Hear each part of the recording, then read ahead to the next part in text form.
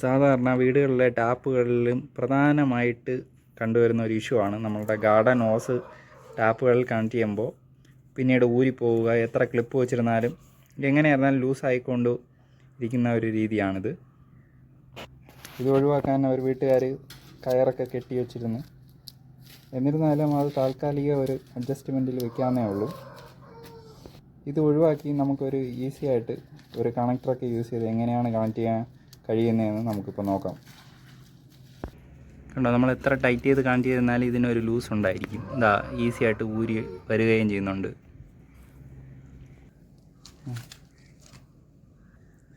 ഇത് ടോട്ടലിൻ്റെ ഒരു ഹോസ് കണക്ടറാണ്. ഇത് നമുക്ക് ഈസി ആയിട്ട് ക്വിക്കായിട്ട് റിമൂവ് ചെയ്യാൻ സാധിക്കും. നമ്മൾ ഈ ഭാഗത്തേക്ക് ഹോസ് കണക്ട് ചെയ്യും.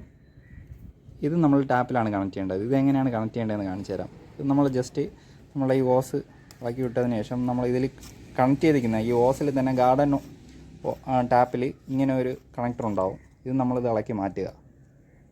ഇളക്കി മാറ്റി കഴിഞ്ഞ് കഴിഞ്ഞാൽ ഇത് ത്രെഡഡായിട്ട് ഇങ്ങനെ ഉണ്ടാവും. ഇതിലേക്ക് നമ്മൾ ഈ അഡീഷണലായിട്ടുള്ള ഈ കണക്ടർ നമ്മൾ കണക്ട് ചെയ്യണം.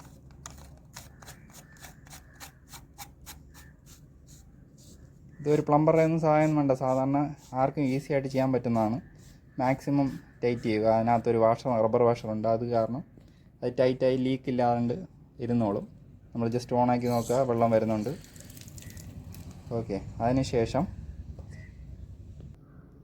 ഇതിപ്പോൾ നമ്മൾ മുന്നേ ഉള്ള കണക്ടറിൽ കണക്ട് ചെയ്യുന്നതിൻ്റെ ആ ഒരു ഇതാണ് ഇരിക്കുന്നത്. ഇത് നമ്മൾ നീറ്റായിട്ട് കട്ട് ചെയ്ത് കളയണം.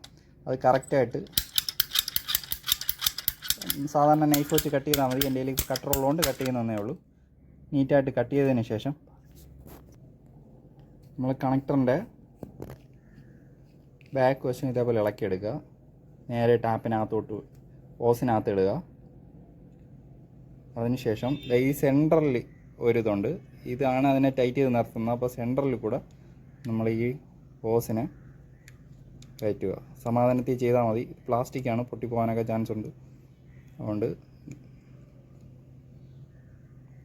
സമാധാനത്തിൽ ചെയ്താൽ മതി.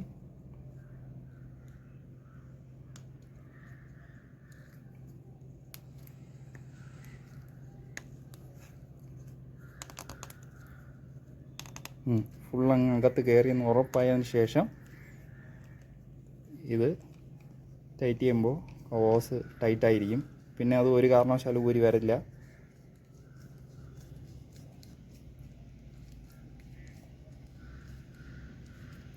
അതിനുശേഷം ജസ്റ്റ് പ്രസ് ചെയ്യുക.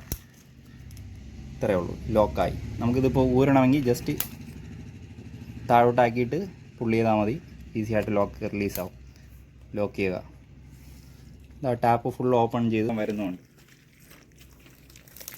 പ്രഷറിന് ഡ്രോപ്പേജോ ഒന്നുമില്ല. നമുക്ക് ഫുൾ ത്രോയിൽ തന്നെ വെള്ളം കിട്ടുന്നതായിരിക്കും.